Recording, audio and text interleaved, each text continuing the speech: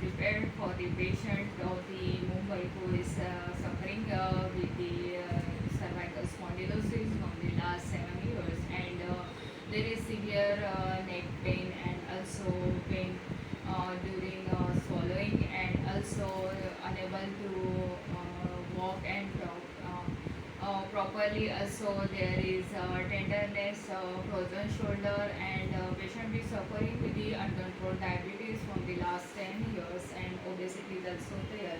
And there is multiple time micturition in the night. Such all complaints get solved with the Ayurveda.